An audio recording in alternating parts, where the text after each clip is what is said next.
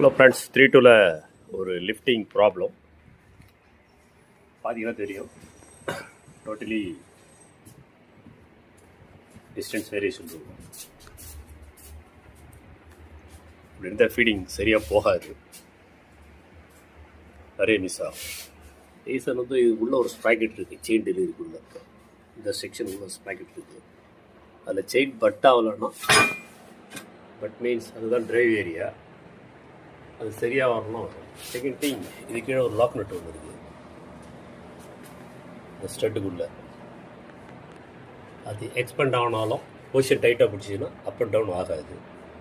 இது வரைக்கும் எது டேலி ஆகுதோ கரெக்டாக பார்த்து டியூன் பண்ணிக்கங்க. நிறைய cross too much.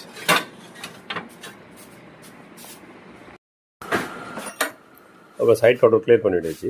But problem என்னென்னா, அந்த செயின் ஸ்ப்ராக்கெட் வருது.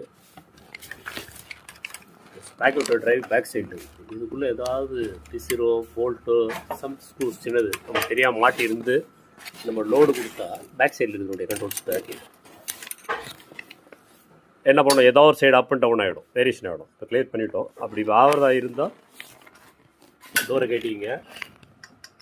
இதுதான் அந்த ஐடியில் பேக்கெட்டோட டென்ஷனர் இங்கே இருக்குது.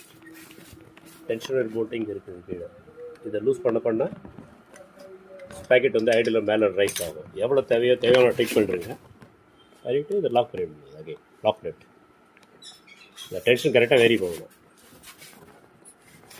ஜஸ்ட் ஒரு 4 or 5 mm ஸ்லாக் இருந்தால் போதும். பண்ணிவிட்டு லாக் பண்ணிக்கணும். கம்பல்சரி டோரை கைடி பண்ணால் தான் வேரியேஷன் கரெக்டாக உங்களுக்கு லாக் ஆகும்.